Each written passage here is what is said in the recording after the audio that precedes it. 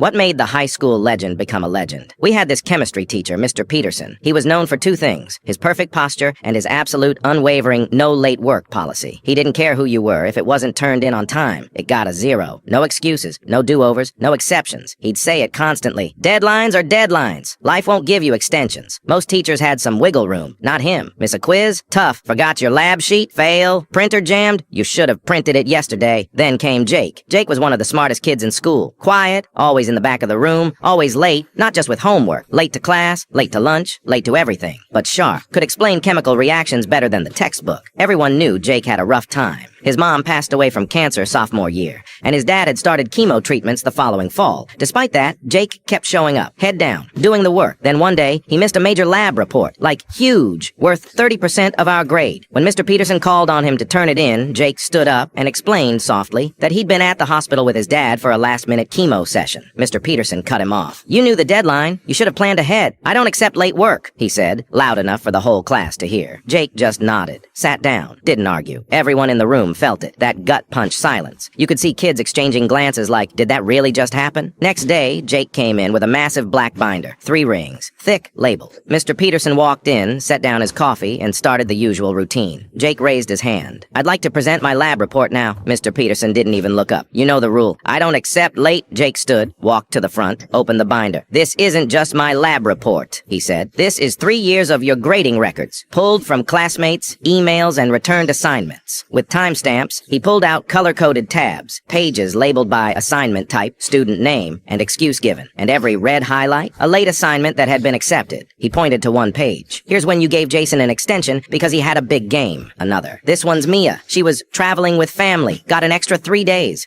Row after row, names, dates, excuses, all approved. None of them Jake. The whole class was frozen. Even Mr. Peterson didn't know what to say. Jake continued. "I compiled over 30 examples. Same assignments, different deadlines, all based on who asked." He placed the binder on the teacher's desk and sat back down. Mr. Peterson didn't speak the rest of class. That afternoon, Jake handed a digital copy of the binder to the principal. By the next week, the administration launched an internal investigation. Teachers were asked to submit their grading rubrics and extension policies. Students were interviewed. It became a district-level thing. 2 weeks later, Mr. Peterson returned to class. First thing he did was stand in front of us and apologize. Said he'd inconsistently enforced policy, and that a new standardized grading system would be implemented school-wide. Then he handed Jake back his lab report, with a grade at the top, a plus. Jake didn't gloat. He didn't say a word. Just took his paper, nodded, and went back to his seat. But after that day, something changed. No teacher gave Jake grief about due dates again. No one whispered about him being late. He had receipts, literally, and he never bragged, never